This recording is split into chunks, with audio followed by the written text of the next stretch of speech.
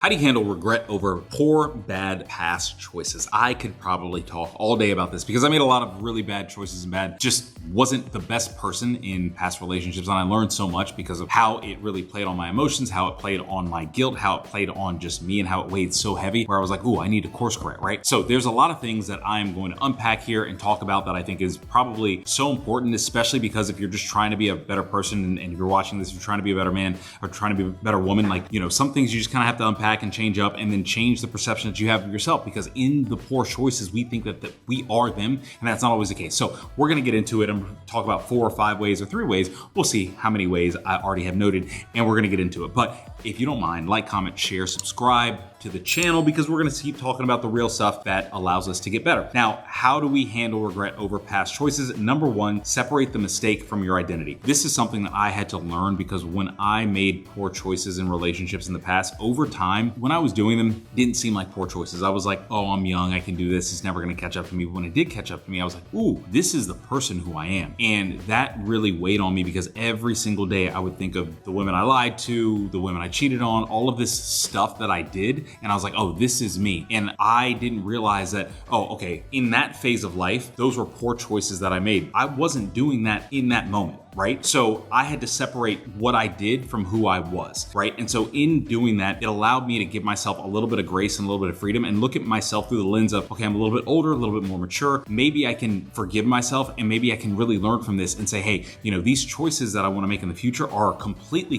different. And I will say the benefit of not making great choices or making choices that really play on your heartstrings and tug on your heartstrings and make you feel guilty, or as you really learn from those, because it hits you in a deeper and almost a soul level. And it's like, hey, now you're not making these mistakes when you have even more important people in your life, right? Like your spouse, your kids, those sort of things. And not to say that people before weren't important, but when you have other things that are bigger responsibilities, as you get some age on you, some wisdom on you, some maturity on you, you don't want to make those same mistakes that you were making in your early teens and your mid-teens and your early 20s, because now these things can have catastrophic implications. Then maybe not, but now you don't want to end up losing your family, losing your job, losing a lot of things that really allow for fulfillment, allow for love and foundation in your life, right? So if you can separate the mistake from the identity, then you can walk into it in a lighter light of yourself, right? So separate the mistake from the identity. Number 2, identify what it taught you, right? I used to lie so much in relationships. It was insane. I felt like I was living 2 different people in relationships. But when I started dating Carly, and I've told this story before, if you all have seen other videos or other podcasts that I've done, when I started dating Carly, we really got reintroduced to her because we had met 3 years prior to us actually starting dating. I told her, I was like, hey, this is how I used to be, and I'm never gonna lie to you. And so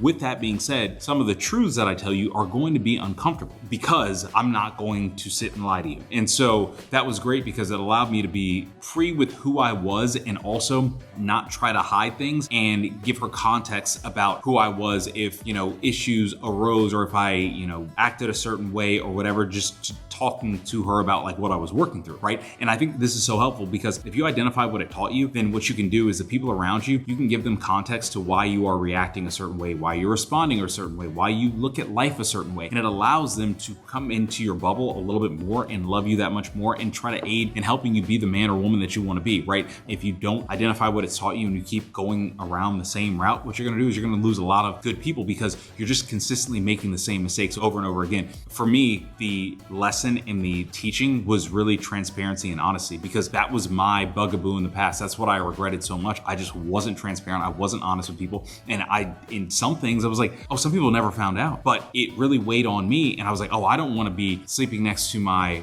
future wife, now wife, and just be living a lie where I'm just like, well, she doesn't even know who I am, but we're building this life together. All of the things are intertwined. Now we have a child and everything. I'm like, she doesn't even know who I am. I didn't want to do that, but that's where it was trending, right? So what it taught me in the process was, hey, if you keep going this route, that's how it's going to look. And you never know how that's going to end up. But if you don't, then you can actually build a life that's that much more fulfilling for you. And one, from an emotional standpoint, you can look at yourself in the mirror as a man and say, hey, I did a good thing today because I was honest and I was transparent with the people around me and that I loved, right? right? That was me. Identify what it taught you, what those mistakes taught you. I mean, your mistakes might not be relationship standpoint, or they could be anything else, but identify what they taught you and then utilize the teaching so you can move forward. Number 3, avoid the quote unquote, what I call the perfect path illusion. It's very easy for us to sit back and look at our life and say, oh man, I really regret doing all of this stuff, which yes, it is true. There's some things that we regret doing, but if we don't look back and say, wow, if that thing didn't happen, we're not where we are today, right? We aren't the people that we are today. We're not trying to live the life that is more positive, more fulfilling, more inspired today, right? So if we're looking at a perfect path of life, I don't know a single perfect person, and it might be very easy to look at people on social media and say, wow, everything is perfect for some people, but that's not entirely the case. I would say instead of avoiding the perfect path illusion, look at your life and say, wow, I'm so happy I didn't just go on a perfect path because I learned so much. I constantly talk about running, I talk about cycling, I talk about functional training. The only way for you to build muscle, the only way for you to build endurance, the only way for you to build that mindset is to go through a little bit of pain so you can learn how to work with it, how it works for you, how to process it, and how to become stronger on the other side. When you weight train, you are lifting weights, you are breaking down your muscle for them to build a little bit better. Sometimes when you make this mistakes, you break down yourself and it's not perfect, it doesn't feel good, but if you allow it to, it will build yourself back up so much better in the future. So again, avoid the perfect path. Nobody has a perfect path. Don't feed into what social media says, but avoid that. And then number 4, this is what I really enjoy doing, is doing something generous or with gratitude. So in 2022, I've talked about this before, but I'm gonna keep talking about it. Carly and I had a really rough year. And it was just because I felt like I just went through some kind of like mental breakdown. It was weird. I went through therapy and everything. We went to couples therapy and it ended up being phenomenal because I learned from like a brain power, brain perspective, brain science perspective, the things I need to do to get out of those brain loops,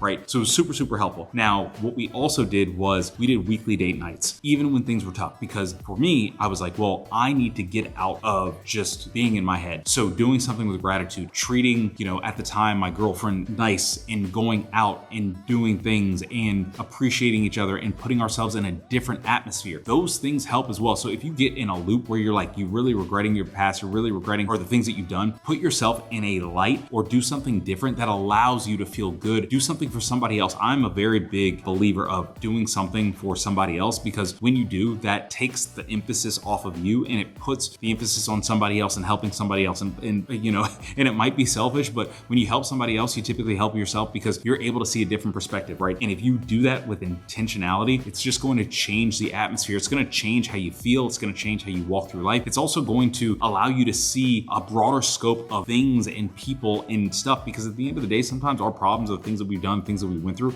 they pale in comparison to other people, right? And so if you get a bigger or greater perspective, you're able to look at yourself and your situation and say, oh, I'm not so bad. Everything is fine. I'll be fine. And then also, if you look at the day that you're in and you're like, hey, but today I can make a better step and do a better thing that sets me up for a better tomorrow, that's going to help you as well. So again, how to ensure that you are not just regretting your past, that you can move forward with some level of levity and lightness. Number 1, separate the mistake from your identity. You are not your mistake. Yes, you made mistakes. I made mistakes. We all make mistakes, but that is not who we are at our core. Number 2, identify what it's taught you and use the teaching effectively. Whatever it's taught you, use it. If you don't use the teaching, it's not the smartest thing to do, right? Number 3, avoid the perfect path illusion. Nobody has a perfect path. Nobody at all lives a perfect life, and that just is what it is. And when you accept that, when you look forward to imperfection, it's going to make things so much better, and you are going to see the beauty in life that is not perfect. Now it's number 4, do something generously or do something with gratitude. It just changes your whole perspective, changes your whole day. So I hope that you all enjoyed this video. If you did, like, comment, subscribe, share, and I will see you on the next video. Peace.